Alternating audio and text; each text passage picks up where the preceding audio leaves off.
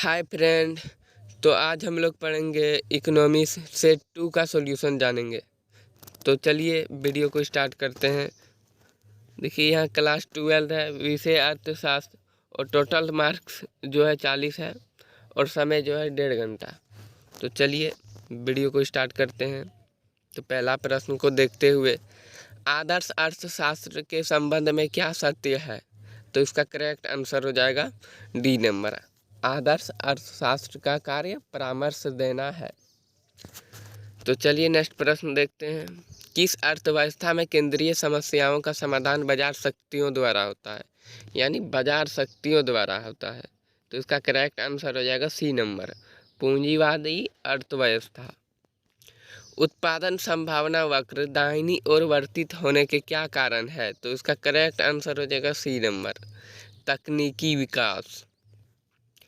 एक किसान 100 टन धान का उत्पादन करने के लिए 120 क्विंटल गेहूं उत्पादन का त्याग करता है। तो धान के उत्पादन के लिए अवसर लागत क्या होगी? ये बोल रहा है यानी 100 टन में धान मतलब उत्पादन करने के लिए 120 क्विंटल जो गेहूं है उसको बेच दिया, और फिर ये बोल रहा है बाद में धान का उत्पादन के लिए कितनी अवसर लागत होगी, यानी उसके लिए कितना अवसर लागत होगा। तो इसका करेक्ट आंसर होगा सी नंबर, 120 क्विंटल। यानी वो कितना बेचा? 120 क्विंटल ही गेहूं बेचा ना। यानी ये 100 टन धान उपजाने के लिए 120 क्विंटल गेहूं बेचा, तो कितना उसको लगा? तो वही 120 क्विंटल गेहूं। तो ये सिंपल सा प्रश्न है। तो चलिए इसका करेक्ट आंसर हो जाएगा सी नंबर। नेक्स्ट प्रश्न को देखते हैं। एक विवेकशील उपभोक्ता के लिए दो वस्तुओं रसगुल्ला और गुलाब जामुन के निम्न बंडलों से सही अधिमान क्रम क्या है? तो इसका करेक्ट आंसर हो जाएगा डी नंबर, CAB। क्योंकि देखिए यहाँ सबसे ज़्यादा से बोल रहा है। तो ए नंबर में कितना है? 4 और 5। बी नंबर में कितना है? 3 और 5। और सी नंबर में वहाँ कितना है? 5 और 6। तो सबसे ज़्यादा किस में है? सी नंबर पहले। तो देखिए यहाँ पे डी नंबर में पहले सी दिया है, उसके बाद कौन बड़ा है? 4 और 5, ए नंबर। उसके बाद ए नंबर यहाँ पे बीच में दिया है, उसके बाद है बी नंबर सबसे छोटा है। इस तरह इसका करेक्ट आंसर हो जाएगा CAB। आपको किसी प्रकार से दे ये सारा प्रश्न, तो आप आसानी से इसका सॉल्यूशन कर सकते हैं। तो चलिए नेक्स्ट प्रश्न देखते हैं। निम्नलिखित में किसका अध्ययन समष्टि अर्थशास्त्र के अंतर्गत किया जाता है? यानी बोल रहा है समष्टि अर्थशास्त्र। तो इसका करेक्ट आंसर हो जाएगा डी नंबर, सामान्य कीमत स्तर का निर्धारण। किसी वस्तु के उपभोग में एक अतिरिक्त इकाई परिवर्तित करने के लिए कुल उपयोगिता में होने वाले परिवर्तन को क्या कहा जाता है? तो इसका करेक्ट आंसर हो जाएगा सी नंबर, सीमांत उपयोगिता। कुल उपयोगिता अधिकतम होगी जब सीमांत उपयोगिता का मान 0 होगा।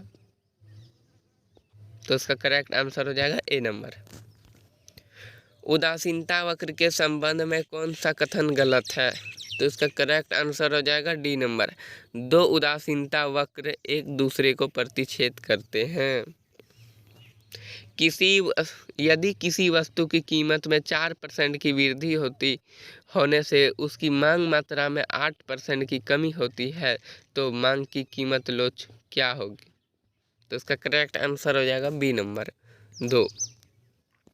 एक बजट रेखा अपनी दाहिनी ओर विवर्तित होगी जब, इसका करेक्ट आंसर हो जाएगा डी नंबर, उपभोक्ता की आय में जब वृद्धि होगी तब दाहिने ओर वर्तित होगी। ठीक, देखिए निम्न रेखा चित्र में मांग रेखा AB के बिंदु G पर मांग की लोच क्या होगी? तो चलिए इसको हम लोग समझते हैं। ये बोल रहा है जो A और B बिंदु है, यहाँ पे A है, उसके बाद यहाँ पे B है, तो ये दोनों के बीच जो G है इसका मान क्या होगा?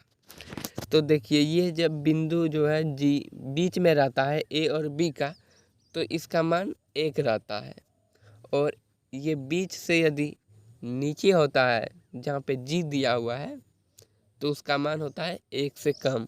और यदि बीच वाले से ऊपर में रहता है तो उसका मान 1 से अधिक होता है।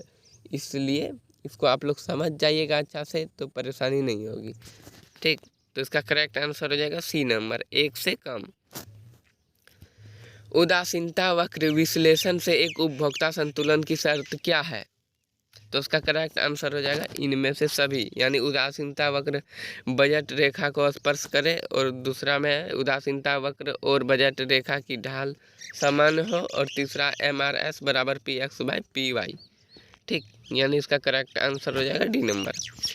यदि उपभोक्ता की आय में वृद्धि से वस्तु की मांग में कमी हो जाती है तो वस्तु X होगी। तो इसका करेक्ट आंसर हो जाएगा डी नंबर, घटिया वस्तु।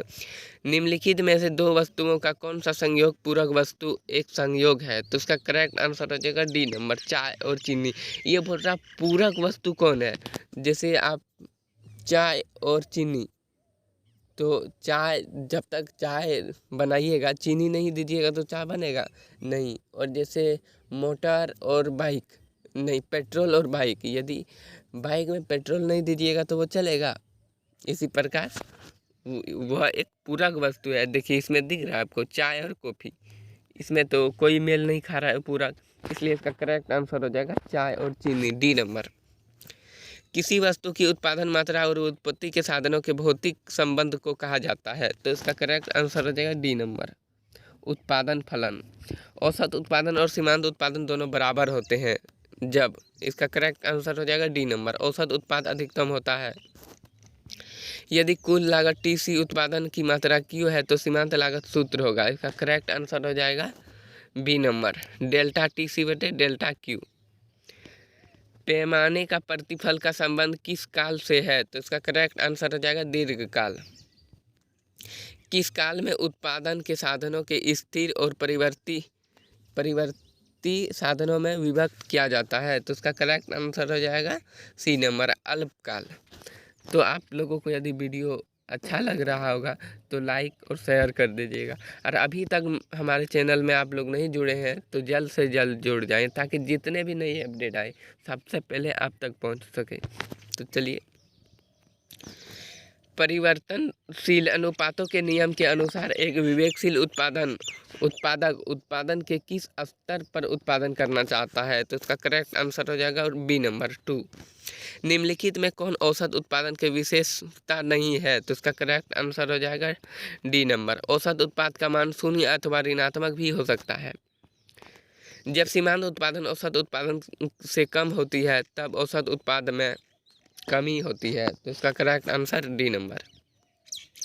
यदि उत्पत्ति के सभी साधनों को दुगुना करने पर उत्पादन में 3 गुना की वृद्धि हो जाती है तो उसे क्या कहते हैं? पैमाने का वृद्धिमान फल, प्रतिफल। तो सी नंबर करेक्ट आंसर। उत्पादन के सापेक्ष कुल आगम में परिवर्तन की दर क्या कहलाती है? तो उसका करेक्ट आंसर हो जाएगा सी नंबर, सीमांत आगम। कुल लागत TCR, कुल स्थिर लागत TFC और कुल परिवर्तनशील लागत TVC में क्या संबंध होता है? तो इसका करेक्ट आंसर हो जाएगा TC बराबर TFC प्लस TVC। जब किसी वस्तु की मांग तथा पूर्ति के सामान्य दर में वृद्धि होती है तो संतुलन कीमत में वृद्धि होती है। Correct answer B. किसी वस्तु की मांग D तथा पूर्ति S हो तो मांग अधिकी की स्थिति दर्शाया जा सकता है। तो इसका करेक्ट आंसर हो जाएगा A तथा B दोनों, यानी D और नहीं A और B यानी दोनों। इसका करेक्ट आंसर D हो जाएगा। किसी वस्तु की मांग की तुलना में पूर्ति में अधिक वृद्धि होने से साम्य मात्रा में वृद्धि होगी। करेक्ट आंसर बी नंबर है। किसी वस्तु की कीमत में 5% की वृद्धि करने से उनकी पूर्ति की मात्रा में 4% की वृद्धि होती है तो पूर्ति की कीमत लोच का मान ज्ञात करें। तो इसका करेक्ट आंसर हो जाएगा 0.8।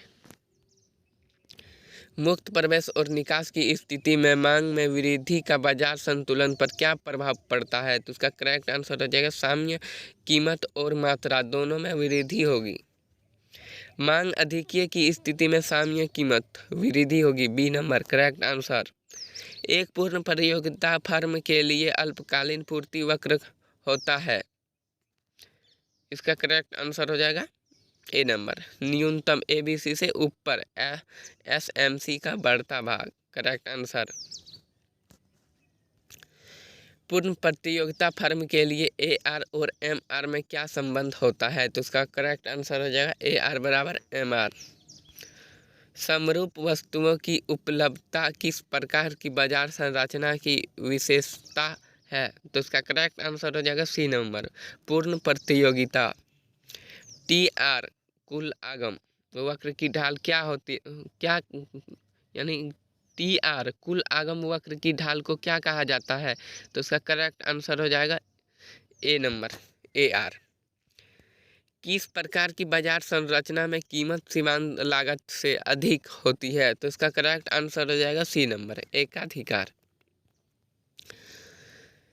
जब सीमांत आगम का मान 0 होती है तब वस्तु की मांग कीमत लोच का मान होता है। तो उसका करेक्ट आंसर हो जाएगा एक नंबर। एकाधिकार के अंतर्गत AR वक्र और MR वक्र से क्या संबंध है? तो इसका करेक्ट आंसर हो जाएगा सी नंबर AR और MR। AR at the rate AR greater than MR। ठीक, करेक्ट आंसर सी नंबर। अब नेक्स्ट प्रश्न है, एक अधिकारी के लिए उत्पादन में विभिन्न स्तर पर MR और MC के निम्न तालिका को दर्शाया गया। संतुलन की अवस्था में वस्तु की कितनी इकाई का उत्पादन करेगा? तो देखिए यहाँ बोल रहा हूँ कितनी मतलब उत्पादन करेगा। तो देखिए ये है पहला 60 और 44, ये मेल खा रहा है नहीं। तो देखिए यहाँ पे दोनों कहाँ कहाँ से मेल खा रहा है? तो यहाँ देखिए है 4 मेल खा रहा है। यहाँ क्या बोल रहा है? विभिन्न उत्पादन MR और MC के निम्न तालिका से दर्शा। तो इसका करेक्ट आंसर क्या होगा? तो इसका करेक्ट आंसर आप लोग बताइएगा, आप लोग कमेंट कीजिएगा। ठीक, और मैं डिस्क्रिप्शन में भी इसका आंसर दे दिया हूँ, तो आप लोग कमेंट कीजिएगा। और वीडियो अच्छा लगे तो लाइक कमेंट और शेयर कर दीजिएगा। तो चलिए फिर से मिलते हैं नेक्स्ट वीडियो में।